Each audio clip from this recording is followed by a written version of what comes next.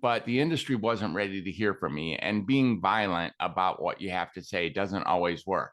I've seen some of the people that you've interviewed on this show, and they've learned how to calm themselves down, even though they have really big things to say. Whether it's Tenpenny or Willis or Ike or those people that you've had contact with, they've learned how to really slow down their act and say it so that it can be heard by the general masses.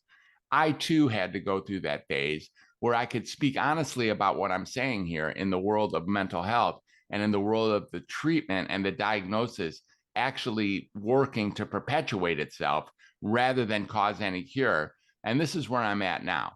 And that's what created Welcome to Humanity. And that's what eventually created the UnDoctor. And that's what created me now as a communicator, as a podcaster, as a keynote speaker, as a teacher, as a facilitator, someone who's written a couple books. Find Your True Voice is one of my books, and The Creative Eight, Healing Through Creativity and Self-Expression. And in both of those books, we do the same thing, which is we look at communication, conversation, human connection as the source of all healing. And we start to see that that's what's missing in the world, and probably what's being mistaken for mental health issues, mental illness, more often than not. Maybe there isn't such thing really as a baseline mental illness. And this is the stand that I'm taking these days, actually getting that it's time to transform the narrative of this very stale concept of mental illness, the way it's designed over the last, couple decades, and start really making a difference in humanity by promoting deep and honest, total, genuine, authentic connection between people as a way of healing. That's where I am, Roy. Oh, beautiful, beautiful.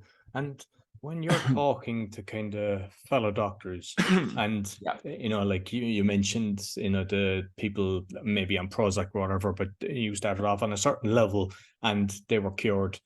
Like, can other doctors, is it more of the kickback system or just protecting themselves that they don't want to get on board? Because like, obviously I've spoken to a few doctors that are doing this, but it's tiny. And I mean, when you talk to people, it's kind of like, I don't know, they just kind of turn around and walk away as if it's not happening, when we know like that you can prove it. It's not that we think, it's like you can prove this. Yeah.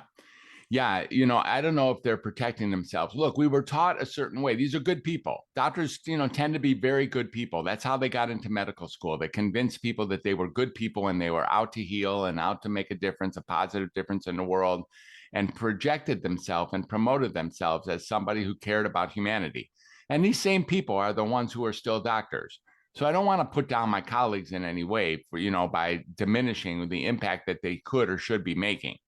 On the other hand, if they honestly looked at what's happening here, they could easily see that the medications are not really curing anybody.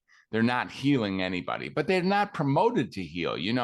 They're actually promoted to just contain the symptoms or slow down the deterioration, when in fact, cure and healing is what's available. And it can be made available by removing these medicines and removing the notion of a diagnosis.